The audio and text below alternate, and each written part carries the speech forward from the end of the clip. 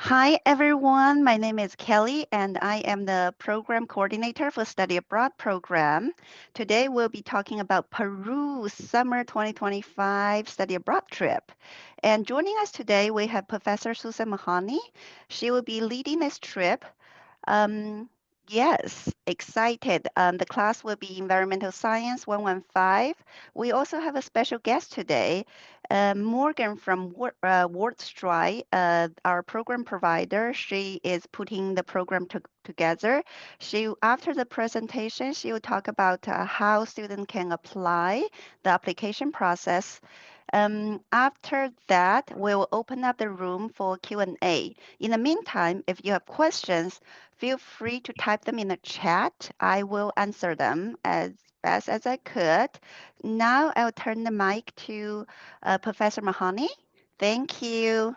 Okay, thank you, Kelly. Also, just acknowledging, we also have another esteemed guest here, Alejandro Pizarro from Ecoswell, which is one of our main places that we'll be visiting when we go to Peru. So thank you, Alejandro, for joining us. That's right. All right, welcome. My name is Susan Mahoney. I am a professor of earth science, teaching earth science and environmental science and physical geography, occasionally oceanography and the like. And I'm very excited that we will be doing a study abroad course this summer, teaching Environmental Science 115, Introduction to Earth Science, Introduction to Environmental Science. We'll be teaching it over the summer session, and part of that time will be spent in Peru. So it's very exciting. This is our first go around at this, and I'm just glad you're all here to learn more about it. So I'm just going to go through it, Kelly, so then you can stop me if there's questions along the way or however you want to do it. You can keep going. Okay. Alrighty, so here we are. This is just our introductory slide here with a couple of our partners. Again, our program provider is WorldStrides, and we have Morgan here from WorldStrides today, and one of our other partners is Ecoswell, and Alejandro is here from Ecoswell. So first of all, just kind of starting with the basics, like why would you want to study abroad? I imagine many of you have already answered that question for yourself because you're here at this information session. And I'm not going to go through each bullet point or anything like that here, but I will say that from my own experience when I was a college student, study abroad was really impactful in my studies and in my life. And I think that you'll find that you'll learn a lot about yourself. You'll learn and develop a lot of skills, as we have some mentioned here. And you'll also get empowered about your abilities to problem solve and to deal with new situations and that sort of thing. Through this international experience, you're going to meet a lot of great people. You're going to get exposed to a new culture, and you're also going to get some academic credit to boot. So it's going to be a fun trip. I think it'll be a life-changing experience for many of you. All right, so let's go on to next here now. Next, why we chose Peru. There's lots of reasons really, but I put a few of them on here. The first one being is that Kenyatta College, where I teach at, is a Hispanic serving institution, according to our federally recognized HSI status. And yet our college and our district as a whole rarely offers study abroad opportunities in Latin America. And so we felt that it was important to start offering these types of programs in the sciences, but also for students of other majors, to be able to go and explore places that are meaningful for their cultural heritage, and then also to immerse themselves in a new culture. So that's one of the reasons we chose Peru. But then also, of course, Peru is just an amazing place, right? There's so many diverse landscapes for us to study. Environmental science is about how humans interact with the environment around them and how we are affected by that environment as well.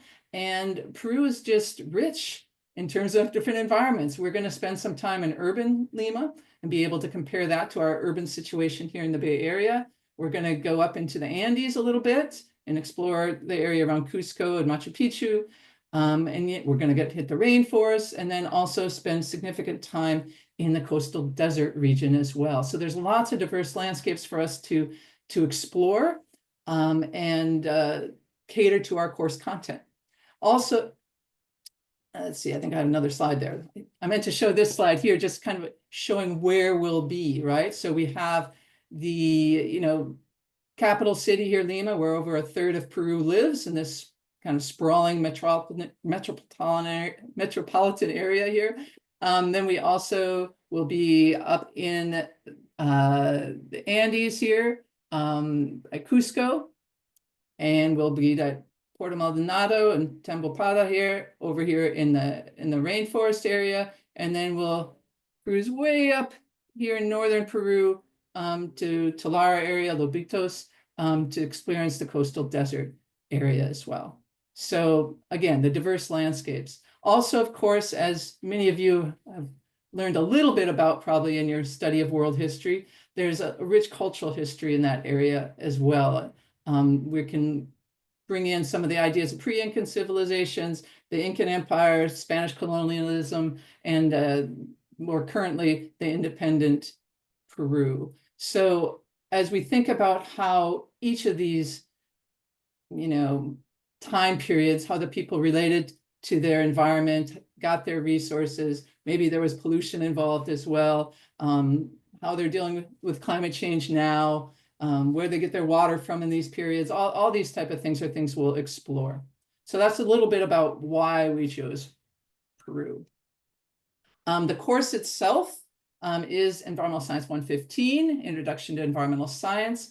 You can go to our course catalog and read the course description there if you'd like. But basically, it's a study of humans' interaction with the natural world. So it's a study of our resource use and pollution, those types of things, how we impact the environment, but then also how the environment impacts our lives, socially and culturally and economically. So we'll be studying biodiversity, water resources, water pollution, climate change, solid waste management, and we'll be able to compare different regions of Peru and different time periods in Peru with our own experience here in California.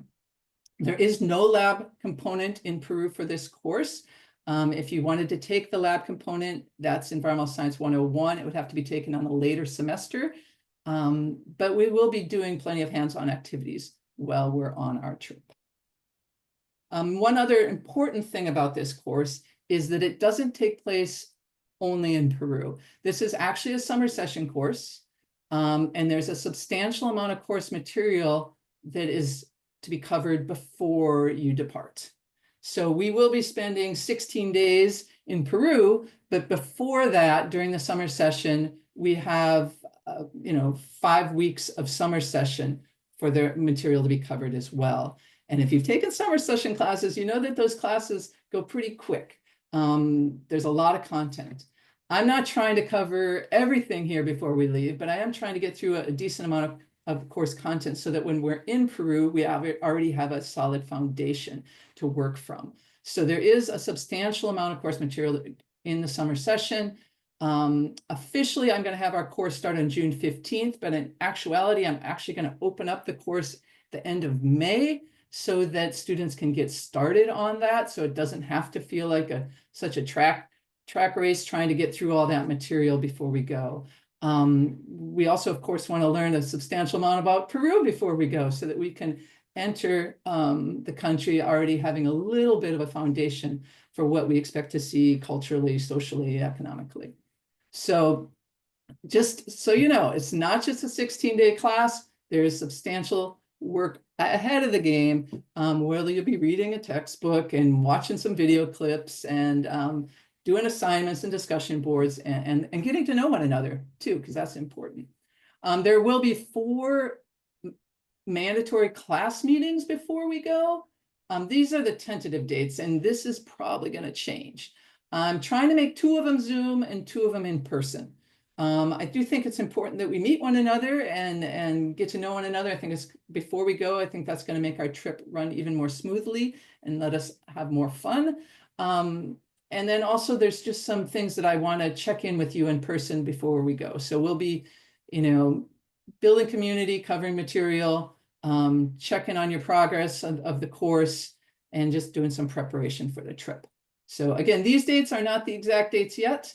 And I'm trying to be flexible, but I do want us to have some in-class meetings before we go, probably one a week over 4 weeks of the summer semester. All right. I'll do a few highlights here, and then maybe I'll pass it on to someone else. We'll see.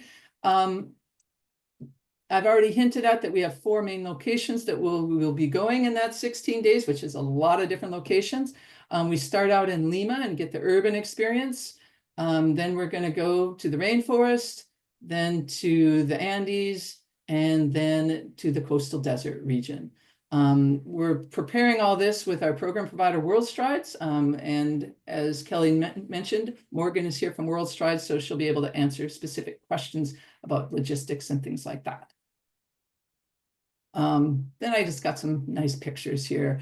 Lima is an amazingly situated city right on the coast. Again, over a third of Peru is living in Lima. There's many different things we could study in Lima. We could probably spend our whole 16 days in Lima, quite frankly. There's lots of different things that we could look at. We're going to spend a day and a half or so seeing some of the iconic cultural sites in Lima, and then also learning about the urban experience there as it relates to water resources, water pollution, solid waste management, climate change, biodiversity, and that sort of stuff. Then we're really going to get into biodiversity, and we're going to build on what we've learned about ecological principles when we go to Puerto Maldonado and Tambopada. We'll have an opportunity to do some hikes into the rainforest, as well as boat rides on some of the rivers and on Lake Sandoval. We'll be, as I said, exploring biodiversity and ecological concepts, but we're also going to be looking at the economic and social fabric of that area. Here's just a picture of Brazil nuts. Yeah. So Brazil nut production is really important. Rubber extraction is really important. Ecotourism, which we will be part of, is really important. So we'll be looking at those things and see how that relates to some of our resource extraction and pollution issues that we've been studying. Next, we go to the Andes. At first, I wasn't sure I was going to include this in the trip. It didn't fit as nicely into the curriculum as I first imagined it.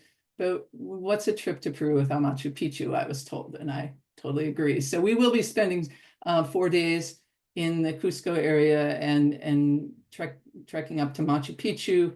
And we'll be looking at, from our course, we're going to be considering kind of water resource management through different time periods, as well as waste management and that sort of thing. Then we head after the Andes and the rainforest and urban Peru. We're going to settle in the coastal desert with our friends from Ecoswell up in Lobitos. And so the pace of life for us after all that traveling will be probably slowed down a bit, which will be a relief for us at that point, I think. And we're going to be involved with some of their mini projects.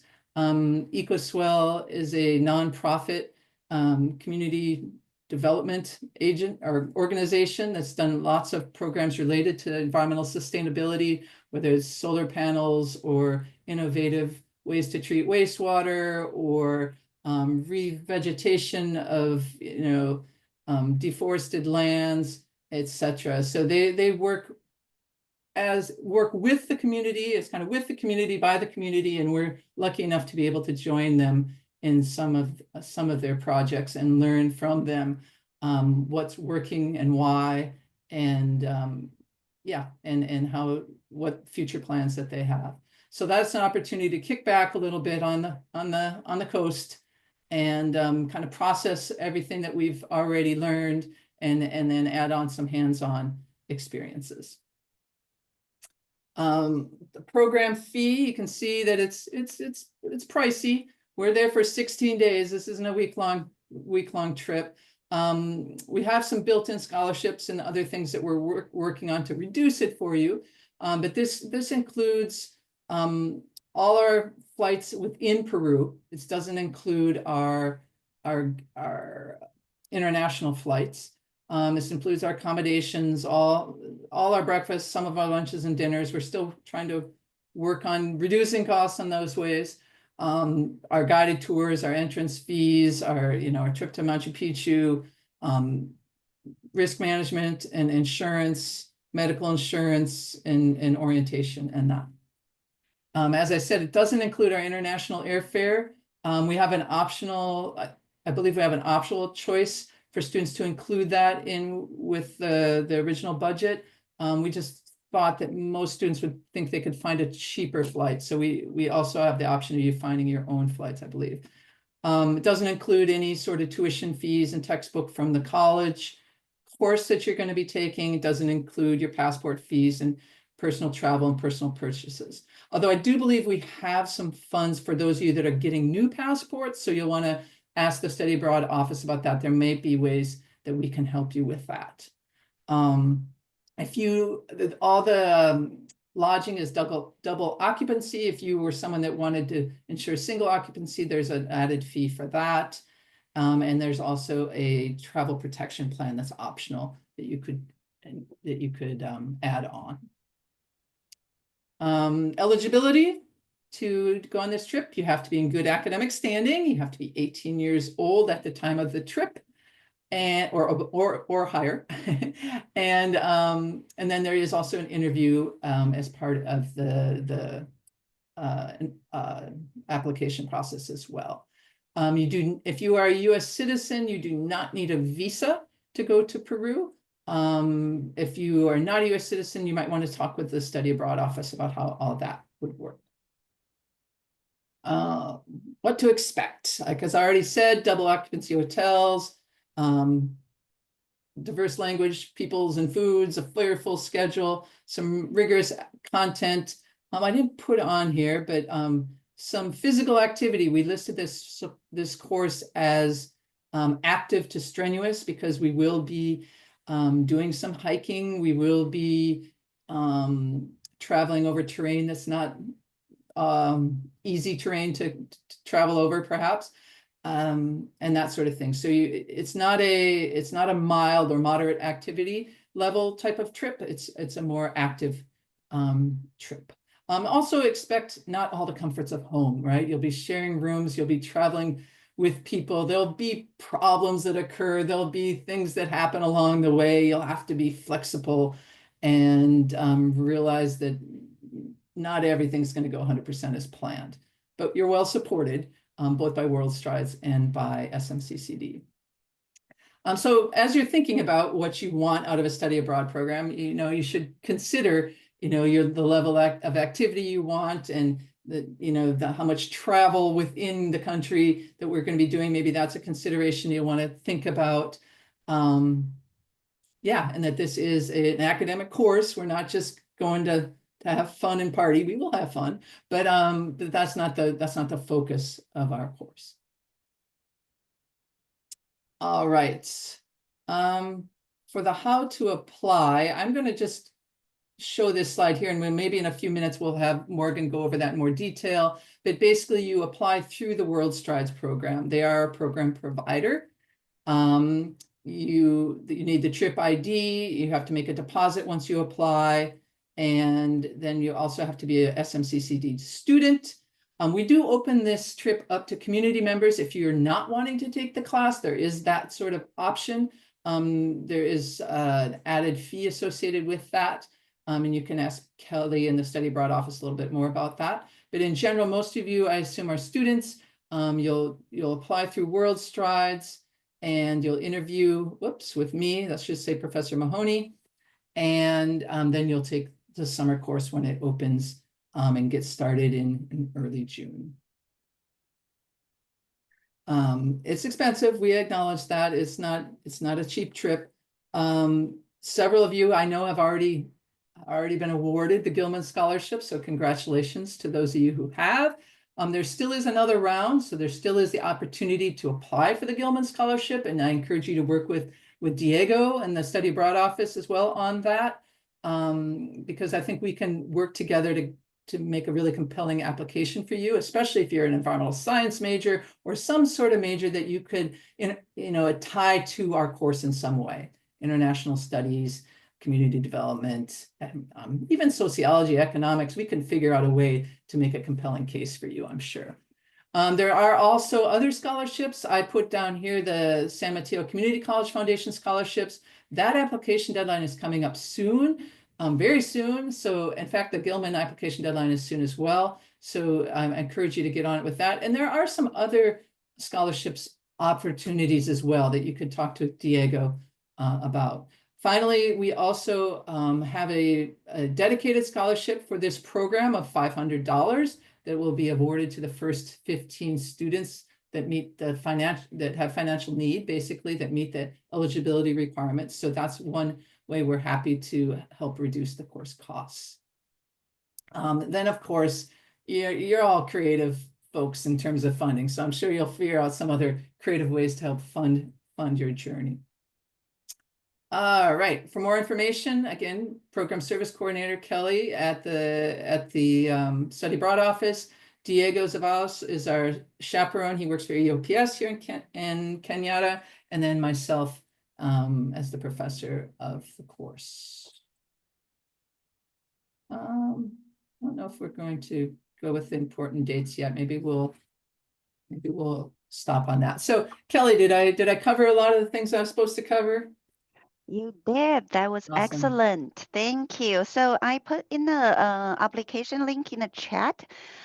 We just opened up the application today, actually. The $500 scholarship Professor Mahani mentioned is first come, first serve. So it will be by application base. You get your application in, and then our team will evaluate your financial needs, and then it will award your $500 scholarship. That's from our study abroad program. Yes, talking about $500 scholarship, how did that come from? I did have students ask questions. Can I take the trip without uh, taking the class in the chat, a private chat me?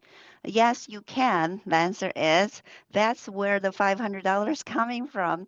All the community members are welcome to participate in some of our programs, including Peru program. If you are a community member, you do not want to take the ENVS 115 class, you can participate as a community member. So the total price will add $500. That $500 will go towards student scholarship funding. So now we answer your question. Should we have Morgan here to go through application process? I will answer questions at the end. I know some students private text message me on some questions. I know other students might have the same questions as well, so we can answer the questions after Morgan's application process.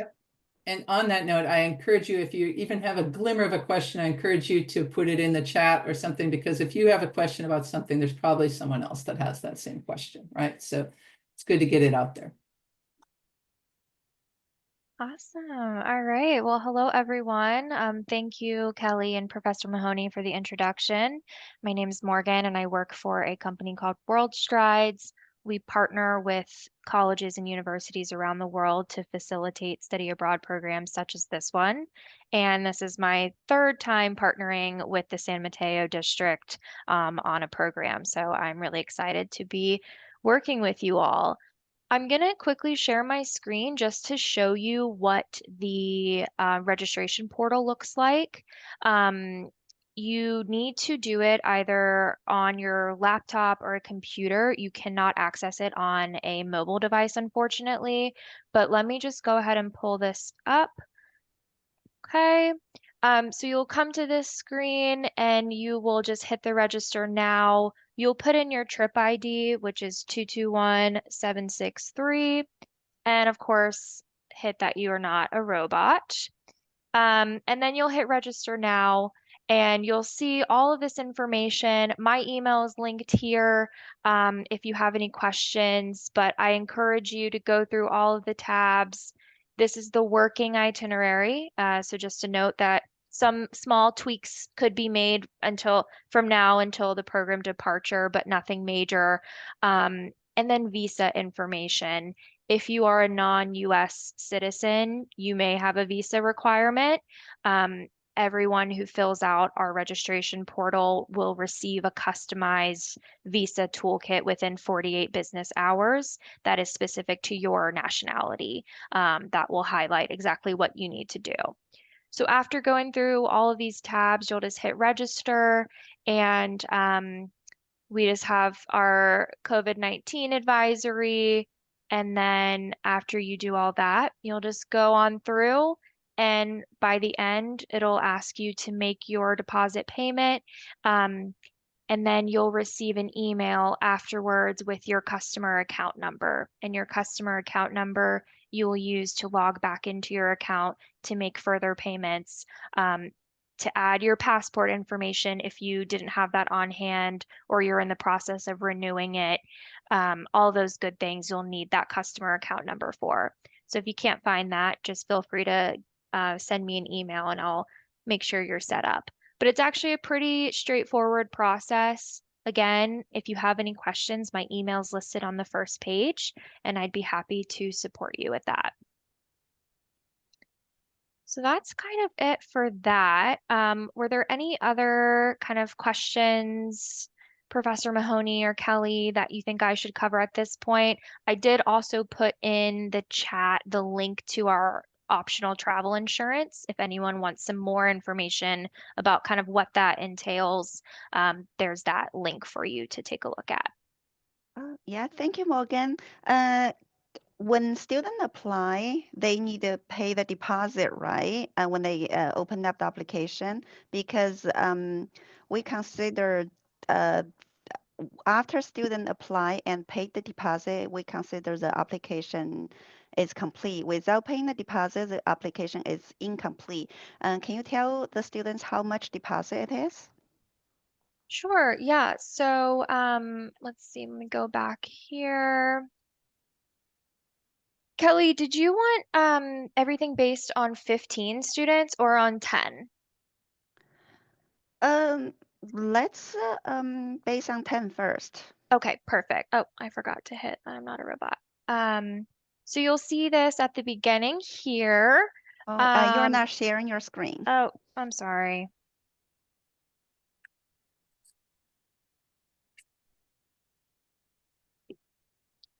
Okay. There we go.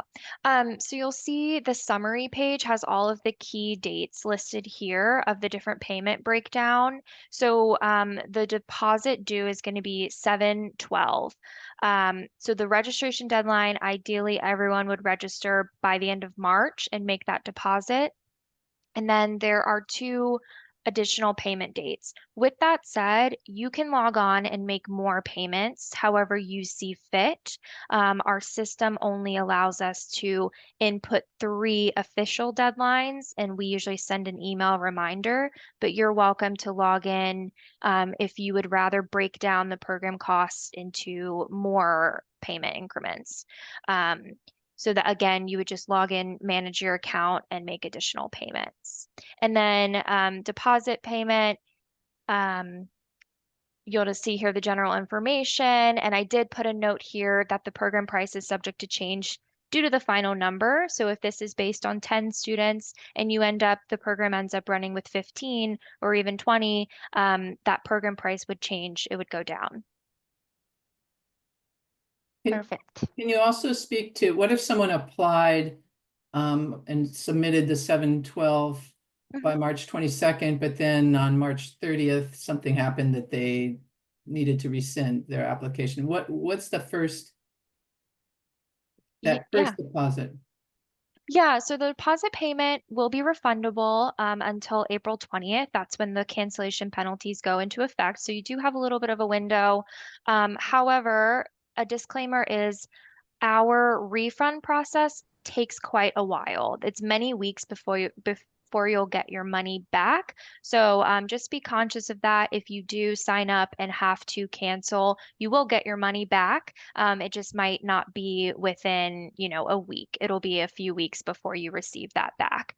The process, you would essentially just want to alert um, everyone at the district that you're going to be removing yourself from the program. And then you can also send me an email, and I'll make sure that's all processed. Okay. Great. I see there was a question in the chat about, um, okay, you answered that. Yeah, Okay. well, I'll answer a few questions.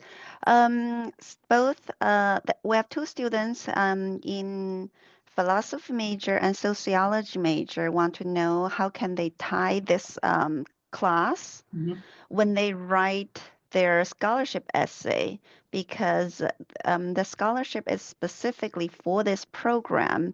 mhm. Yes, we will work with them on the side. If Susan, you have any idea Yeah. right now, you can share. As well, rather than specific ideas at the moment, I would suggest, so I have office hours for this trip. Right now, this says Thursday, but it's going to be Fridays, from 3 to 4. And I'm happy to work with students at that time. Diego is our EOPS person, or in our, what's his name, chaperone on this trip. He's been working with students on the Gilman scholarships, and I think 3 or 4 students have already gotten the Gilman with his mentoring. So I would connect first with Diego and maybe kind of get a rough draft. And I'm happy to work also with students in my office hours on 3 to 4 this Friday, about creative ways to talk about what this means for, because I think the Gilman wants you to connect it to your educational path and your career path. And I think for both philosophy and certainly for sociology, we can figure out creative ways to do that for this trip. I see Alex has a hand on, but let me answer the Missy's question and then I'll get to you. Missy has a question. Miss, you already awarded with Gilman, right? Yes. So, Congratulations. yes, Miss has $3,000 from Gilman. So to claim that, Gilman dispersed the fund directly to students, through, I think, Bank America. And then after you receive the funding, you just, the money will go into your bank account, and then you can use that money to pay WordStride directly. And I see you have another question. What about the watching all the videos?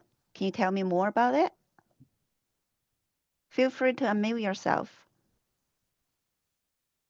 There's like a lot of I don't I'm so sorry, that's my dog. Uh Videos on, I guess it's just informational. There's the like, it talks about the health, the emergency things, and I think you're supposed to complete it before the trip so you can get your fund, or I might be mistaken and I could send you what it is. Yeah, and Diego might be a Yeah, good person to talk to on this too. I think he's yes. up to speed on it. I think you do have to complete those videos to watch them because they want you to travel safely to another country because they are giving award you with the money. They want you to be safe while you're learning. So watch those videos, complete whatever they send you, and then sign. There's an agreement as well. You have to sign that after you complete, like do after you complete the study abroad program, there are some follow-on projects you need to do. So make sure you complete those on time.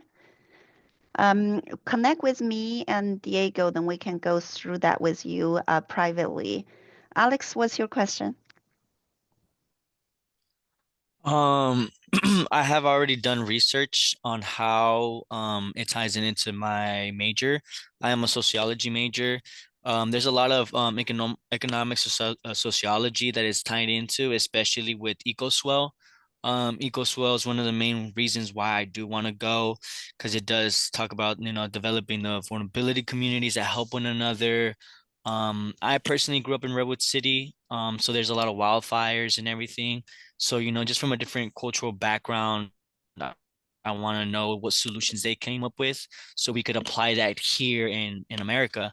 The only trouble that I'm having is creating a template on how to create that scholarship cover letter that I need help with. I can help you with that.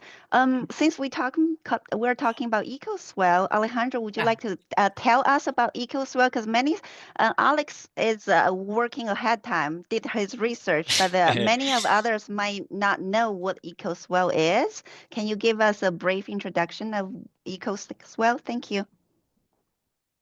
Sure, thank you, Kelly. Ecoswell is a non-for-profit that's already 12 years old, working in north of Peru, and mainly focused on the contribution to the Sustainable Development Goals, particularly the ones that are related to life on land, ecosystem restoration, specifically working on problems such as the desertification of the dry forest ecosystem, and also a lot on renewable energy and water and sanitation solutions for communities that do not have access to light or have very poor sanitation systems. Um, we are very excited to receive you all and to show you what we've been doing. And we've been talking with Susan and with Diego through the past year of the kinds of experiences that you guys can have whilst visiting the northern coast of Peru. Lobitos is a very small town. It's a surf town, but it's also a town that is surrounded by a lot of very particular coastal ecosystems with species that you probably have never seen before and will very difficultly find elsewhere in the world. And we are working tightly with marginalized communities to help them thrive in this context and to conserve and restore their natural environments and use them as tools for economic growth. So yes, that's EcoSoil in a Oh, nutshell. thank you so much. That's perfect. With another student with a philosophy major, you can tie in this as well. It's very important. How do we, what is right, what is wrong? How do we change the environment to make humans sustain in such an environment? And I'm not philosophy major, but I just initial think. There's so many things you can tie into it. Mhm. That's nice. Yes. Alejandro, could you just briefly tell us maybe 2 or 3 of the projects you have going on right now? Okay, one of the main projects in our portfolio are the resilient medical centers. So we have this huge problem with Niño phenomenon and the rains in every summer here in Peru, in the north of Peru. There's a problem with power cuts, very frequent power cuts, and this makes the medical centers have a lot of trouble keeping their vaccines cold, keeping their emergency rooms open. So having an interruptible power supply system in every medical center that is in our area to power the medical centers whilst there's no energy is is a very impactful project that we're scaling up. We're already in 4 medical centers and scaling this project up. That's a very important one in our portfolio. And another one that's very interesting is the one in which we work with um, goat shepherds in the dry forest of Peru, so that they stop um, cutting down the trees that they have in their forest called the carob tree for coal. And instead of that, they are guiding people through ecotourism trails that they have built themselves through the dry forest, through a system of 4 wetlands, and through the coastal ecosystem of the area. It's a very beautiful area. We have one area that's already a conservation area registered in the government, and one that is soon to be. And we will be walking those trails with the community when you come to Lobitos. Cool. Yeah. Now Thank I you. want to go. Yeah, feel free to unmute yourself if you have questions. We're here to answer you. I know a lot of students, I have quite other a few other students are interested in this program, but they're unable to join today because some students have class, some others have work. So again, I will post the program application in the chat. I really, if you are serious about the program, I would suggest you apply early because Professor Mahoney does want a small group to go to Peru since this is our first time, so the space is limited. The reason we only put 15 scholarship there, I think that's how many we could accommodate. So I encourage you to apply right now after this meeting, or even right now while I'm talking. So once I accept receive your application, I will process right away. I'll talk about our process. So the first step is to apply to the program, the link I post in the chat, pay the program deposit, $712. Second step is I will contact you to have you to complete a bunch of documents that I will send to you. I think 4 documents plus another form. Once you complete those, I will schedule you an interview with professor. The interview, if you were accepted, then that's great. If not, you will get full refund. Um, However, if you have been accepted, later on you decide to withdraw from the program, there is a refund policy in place. It's very fair and square. It's in our I can share. website. I typed the um, description in the chat. It's long, but it's very clear. There are dates. So with this being said, any other questions about the logistic or any other things? We're good? Okay. Susan, do you have anything else to add? I don't think so, other than feel free to stop by the office hours. Kelly, I'm going to ask you to change them to Fridays, 3 to 4 Yeah, on our I will website. change it after Yeah. this Okay, meeting. cool. And yeah, you can tell your friends and yeah, Yeah. apply. Well, thank you all for joining us. I will stop the recording right now. Yes.